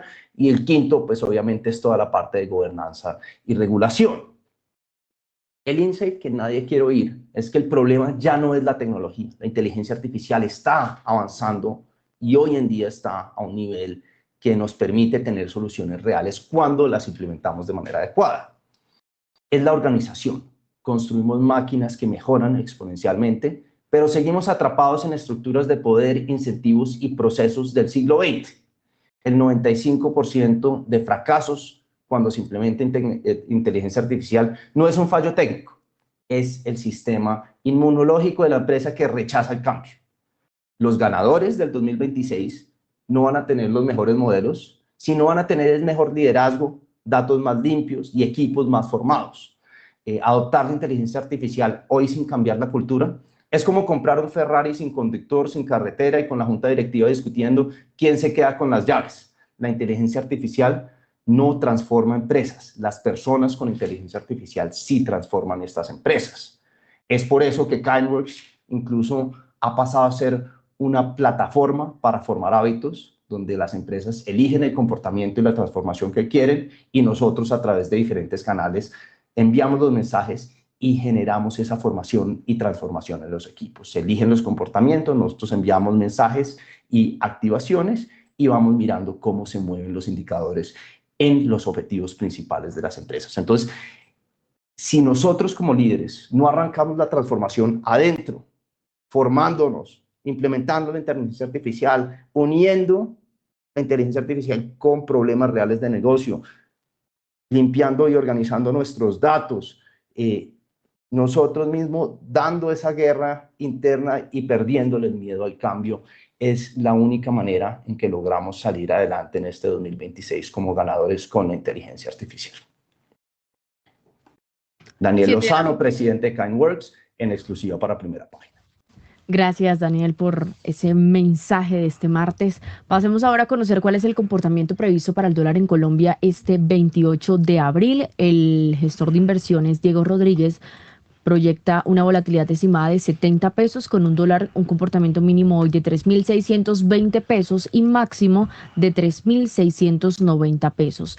La compra estimada de la operación que nos contaba Daniel Támara y que hizo el Ministerio de Hacienda llevó al par dólar peso a máximos en la última sesión, como lo contábamos, y más allá del nivel, dice Diego Rodríguez, deja claro que el mercado sigue sensible a flujos puntuales que pueden alterar la dinámica durante el comportamiento intradía del dólar. Así que comportamiento hoy proyectado, 3.620 mínimo, 3.690 como máximo. Gracias. Doña Kiara, 7:47 de la mañana. Pues vamos a ir con el resto de noticias de Edgar Leyton. Citó por ahí usted Mineros, ¿cómo es? ¿Cómo se devolvió Mineros, no? Se ha devuelto, que creo, Andrés... ¿Mineros se devolvió cuánto? Cae 10% este año, pero es que también pero venía en una fue 350% en por 2 años. años. De 2.000 pesos pasó a 20.000. Sí, multiplicó por 10. O sea, 350 me equivoco. Sí. Bueno, es que ayer revelamos que otro empresario indio entró a Colombia a comprar mina de oro. Se trata de Pradip Garg, para que lo oigan sonar. Es el dueño de la refinería de oro privada más grande de la India y compró una mina en el Cauca. Exactamente esto es donde, venga a ver, por aquí la miro, Suárez, Cauca, se llama la mina El Desquite, vereda Tamboral, corregimiento Mindalá, municipio de Suárez, en Cauca. No sé si lo dejen trabajar allá, ¿no? No sé, porque allá es muy complicado, hay que pedirle permiso a muchos señores y el ministro de Defensa ni se da cuenta, ¿no? Porque él anda en otros cuentos. El ministro Icopor. Bueno, ahí está, la compañía se llama Kundan Minerals, compró la compañía minera colombiana llamada El Desquite. Esa es la noticia fresca que dimos también. pues démosle de una vez el paso a Edgar Leyton para que complete las otras noticias. Hay Coltel, ya quedó con Millicom con Coltel, luego vendrá la fusión entre Movistar, que es Coltel, y Tigo, y ahí tendremos el 40% de los usuarios de telefonía celular en Colombia. Adelante, don Edgar. Bueno, pues Héctor, se conoció en las recientes horas que Juan Carlos Alfaro y Xeni Angélica González asumen la presidencia y vicepresidencia del Consejo Directivo del Autorregulador del Mercado de Valores. Recordemos que Xeni González, quien va a asumir la vicepresidencia, es la actual presidenta de... se me fue la paloma. De la Asociación de Comisionistas de Bolsa, Asobolsa.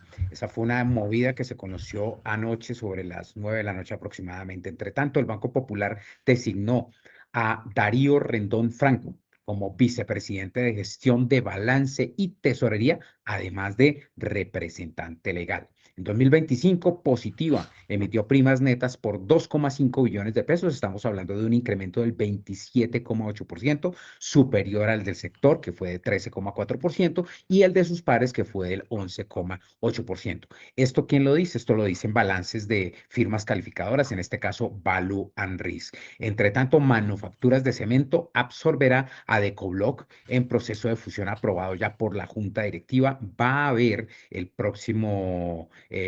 a finales de mayo o el próximo 22, asamblea de accionistas para esta absorción de Decobloc. Entre tanto, Terpel suscribió un contrato con Avianca y Aerolíneas del Grupo. Estamos hablando de un contrato de 1,05 billones de pesos para suministro de combustible Jet A1, combustible de avión.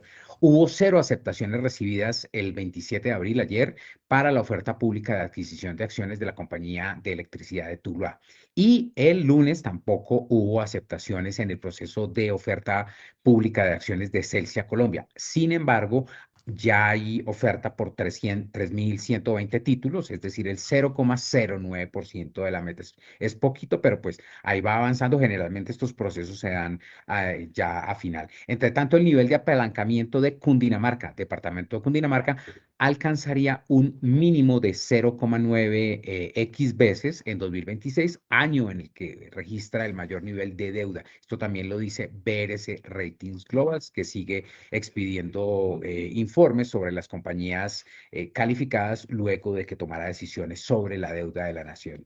Y si bien el endeudamiento del distrito se ha incrementado en los últimos años, se mantiene dentro de los límites manejables, también lo dice la calificadora de riesgo BRC. Las compras públicas en la Bolsa Mercantil de Colombia sumaron 395.000 millones de pesos en el primer trimestre de 2026.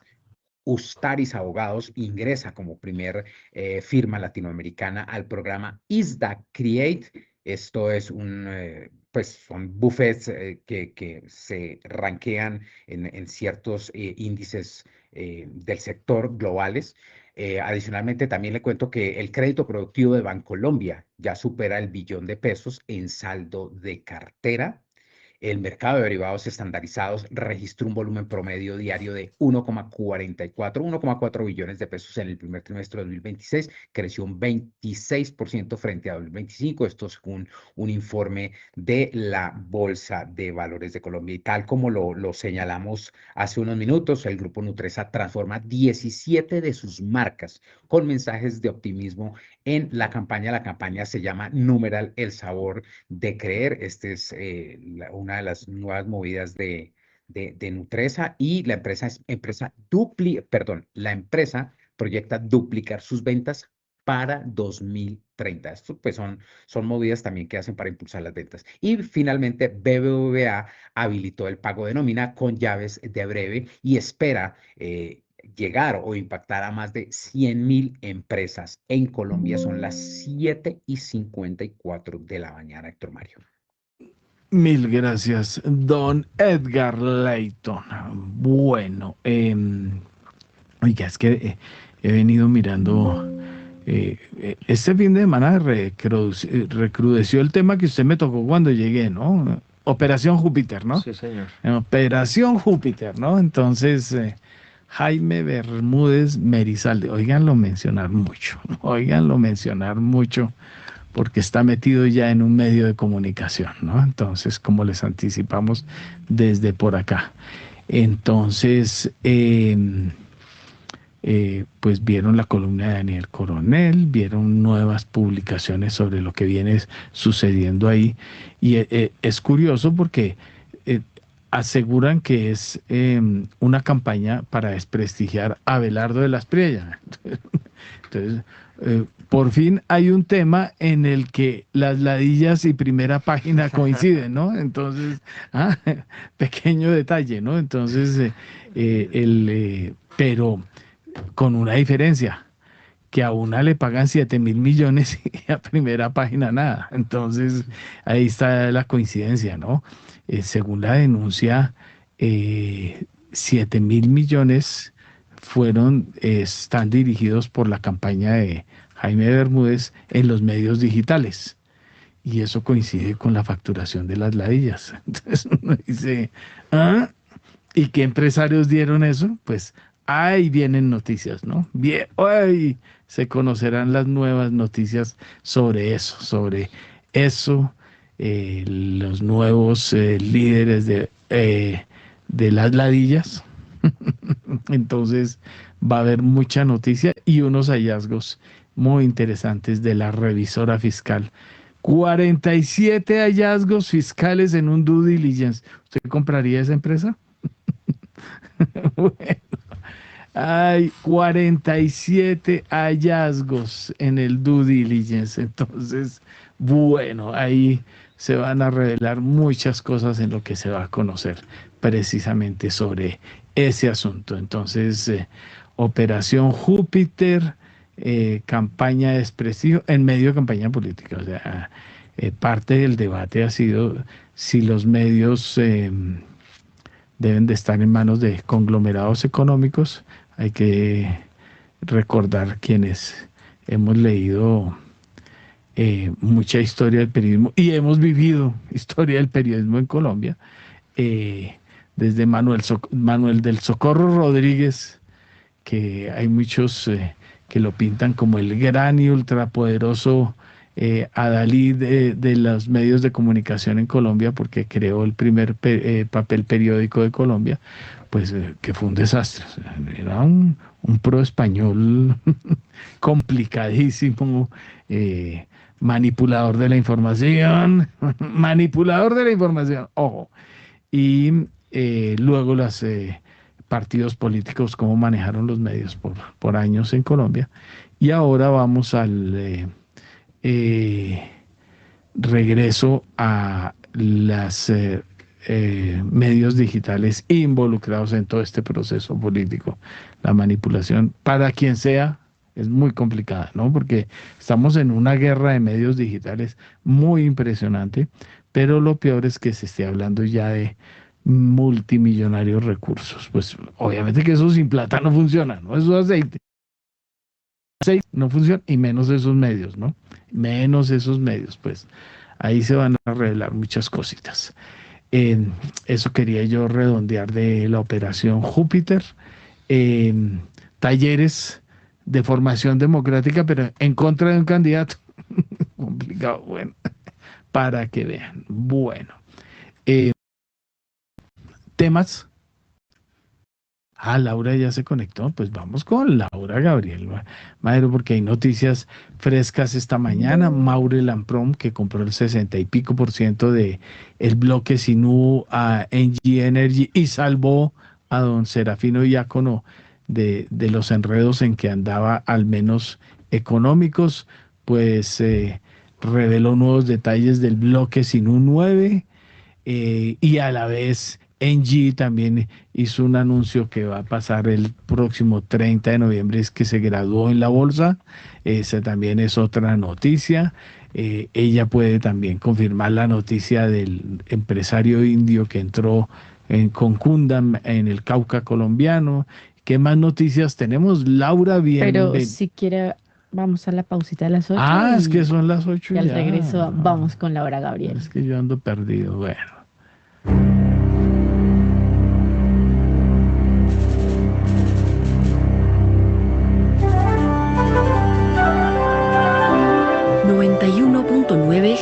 Javerian Estéreo, Bogotá. HJKZ. Sin fronteras.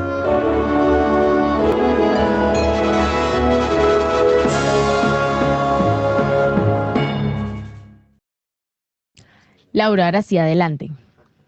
Héctor, muy buenos días para usted, para Kiara y para todos. Bueno, pues como usted estaba diciendo, pues Maurel & Prom esta mañana reportó que en el bloque Sinú 9 registró una producción de 26,4 millones de pies cúbicos de gas. Recordemos que Maurel & Prom posee el 61% y Engie Energy el 31% restante. Y hablando pues de Engie Energy, como usted estaba diciendo, iniciará cotizaciones en la Bolsa de Valores de Toronto a partir del 30 de abril y el 29 de abril, es decir, un día antes, las acciones ordinarias, las obligaciones y los warrants se excluirán voluntariamente de la bolsa TSX Venture, como ya dije, al cierre de los mercados, pues de este 29 de abril. Asimismo, Engie Energy, que pues recordemos que es de Serafino Diácono, inició la perforación de Aruchara 5 en el bloque María Conchita en La Guajira y ya alcanzó los 7.370 pies de profundidad y la compañía pues tiene una proyección de alcanzar los 9.100 pies de profundidad en 3 fases dentro pues de este bloque. También, bueno, como usted ya estaba diciendo, pues lo del indio Kundan Minerals and Metals, pues compró el 80% en la minera del Desquite de Cauca por 1,1 millones de dólares. Héctor. Ahí Y también, está. Sí, adelante. También. Héctor, le cuento que la Agencia Nacional de Minería aprobó la unión de 2 títulos mineros de Copper Giant, que antes era Libero, en Mocoa.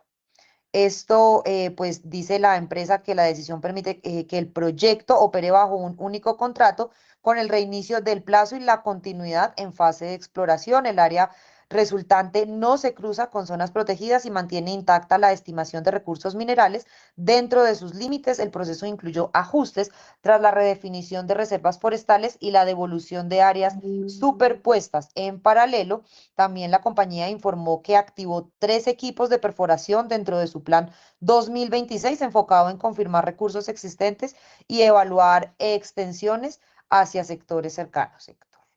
Bueno, oiga, Laura, le recomiendo estar pendiente porque ahí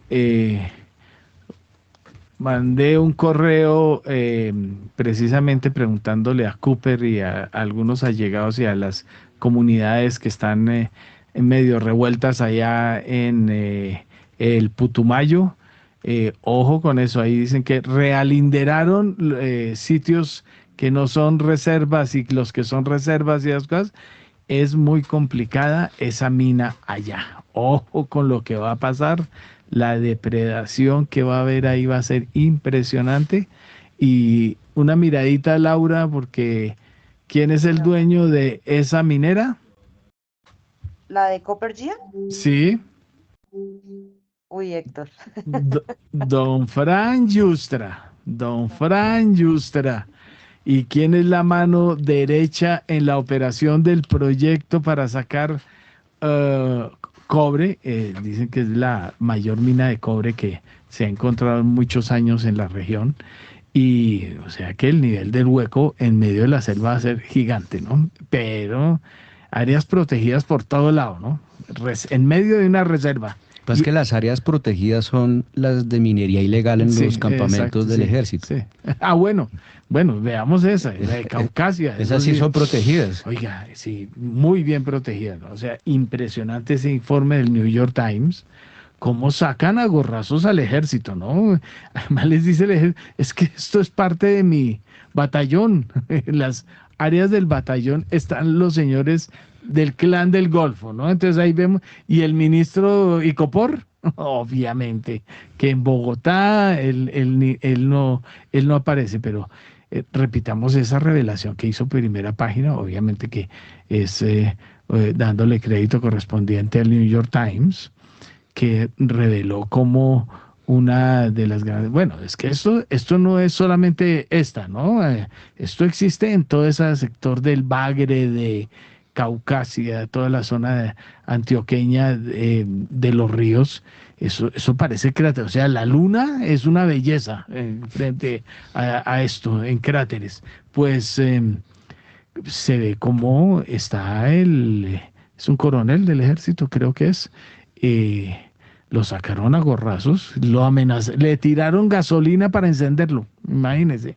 O sea, es que tenemos un nivel de mando muy impresionante, ¿no? Entonces, es del Clan del Golfo, está dentro de los límites del batallón de rifles, ¿qué? Rifles número 13, creo que es, en Antioquia, en Caucasia, y bueno, si se dan cuenta afuera, ¿no? Porque aquí, aquí no contamos.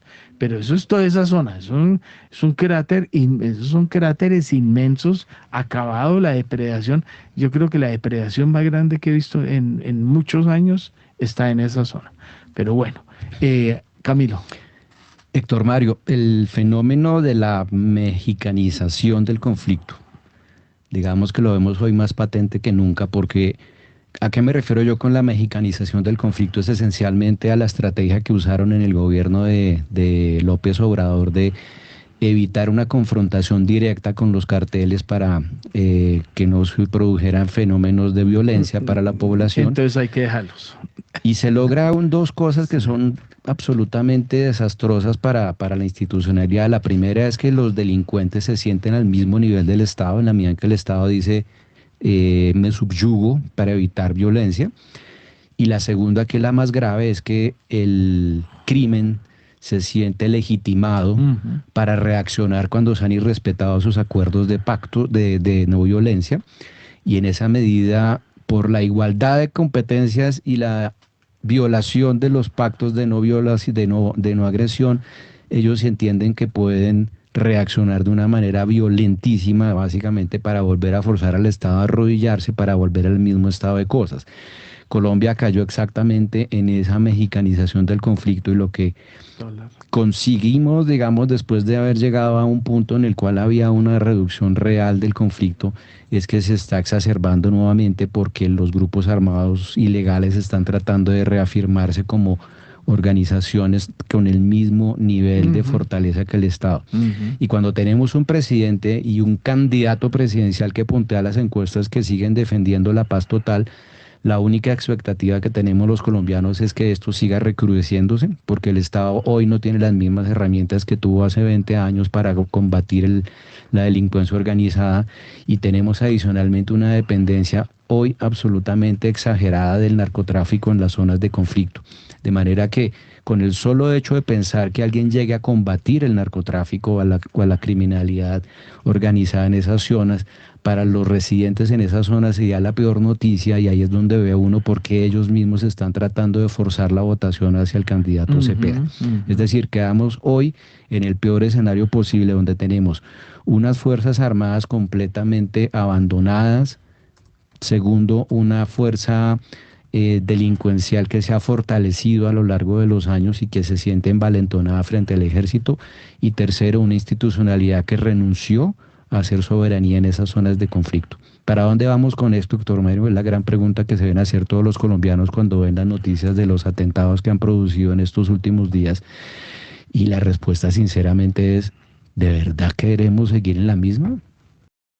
Bueno, y para completar, es que lo del Cauca, que sigo diciendo yo que es dramático, es exactamente igual, ¿no? O sea, no, por ejemplo, no pagan la luz para cultivar la marihuana, que es parte de lo que sucede, entonces no se pueden hacer operativos. Entonces, lo mismo, gratis, luz gratis para cultivar marihuana ilegal. Y segundo, todo esto que está sucediendo es allá replicado, o sea, eso se volvió el mundo de nadie, ¿no? Allá nadie puede tocar a nadie, nadie puede hacer lo que yo les dije, le tocan a uno el vidrio y va el vidrio del carro porque queremos saber quién va. Ellos son los que manejan, los gringos, como ellos llaman a los mexicanos son los que controlan todos los cultivos ilegales en la región, en las minas, de todo eso. O sea, todo esto se volvió tierra de nadie. Esto es intocable bajo égidas y guardianes con bastones que aquí a Bogotá vienen con bastones, pero allá tienen otras cosas. Entonces, llamativo lo que sea. Bueno, mire al ministro de Defensa ayer diciendo que los pobladores del vecindario donde pusieron el bus bomba que causó 21 muertos, sabían que iba a haber el atentado. Así de grave es el asunto. Entonces, bueno, y ahora la disculpa, ¿no? El presidente mandando el globo, ¿no? No, que es que los explosivos venían de Ecuador. Entonces ya volvimos eso, un debate. ¿Cierto, Kiara? ¿Ya abrió dólar? Sí, pero antes le tengo una noticia de última hora. A ver, ¿cuál es? Última hora, en Primera Página Radio. Una noticia, Héctor y oyentes, que tiene que ver con el campo internacional y puntualmente con lo que está pasando con el petróleo, porque Emiratos Árabes Unidos ha anunciado que a partir de este martes 1 de mayo abandona la OPEC+, lo que supone un duro golpe, este viernes 1 de mayo, sí, supone un duro golpe para el cartel que coordina toda la producción entre muchos de los mayores productores de petróleo en el mundo. Esta decisión no es muy clara, pues no se esclarece por qué se hace salida, pero el Ministerio de Energía afirmó que la decisión se basa en el interés nacional de los Emiratos Árabes Unidos tras una revisión exhaustiva de su política y su capacidad de producción, pero hay que tener en cuenta que este anuncio se produce después de que el país golfo fuera blanco de varios ataques con misiles y drones por parte de Irán durante las últimas semanas. ¿Y dólar? Y ahora sí dólar. A esta hora, abren los mercados en Colombia. Les contamos que el dólar en Colombia inicia operaciones este 28 de abril en 3.620 pesos. Estamos hablando que baja 20 pesos con 67 centavos en comparación al cierre que tuvo este lunes, que fue de 3.641. Dólar en Colombia a esta hora en nuestro país, 3.620 pesos. Don Andrés, la última pregunta. ¿Se pensaba que con la traída de los recursos por los fondos de pensiones para cubrir con el decreto y todas esas cosas, el dólar se iba a bajar más? Pero con la operación de ayer pegó una trepadita. ¿Seguirá bajando? ¿Seguirá subiendo? Pues ni se sabe. Si supiéramos, estaríamos comprando dólares. Claro, es que los 25 billones no es que haya que traerlos que afuera, los tienen acá en TES. Por eso se ha desvalorizado el mercado. Sí, los mercados de TES ayer cayeron porque tienen que tener eso en caja. No creo que pues el gobierno necesita caja, no títulos. Sin embargo, pues es un tema que están demandando y que quién sabe que siga. Yo espero que la justicia se pronuncie y no permita eso que quiera hacer Petro de robarse 25 billones de pesos de las pensiones. Camilo, su despega. Pues Héctor Mario, esperemos que la institucionalidad funcione y que funcione rápido, porque en este momento hay por lo menos 4 decisiones judiciales pendientes que le van a dar mucha más certeza al país alrededor de la reforma pensional, la emergencia económica y ahora con esta creación monstruosa de la transferencia de recursos hacia Colpensiones. Yo creo en la institucionalidad y definitivamente en la justicia, que es el último bastión que nos queda para creer en la Constitución en Colombia.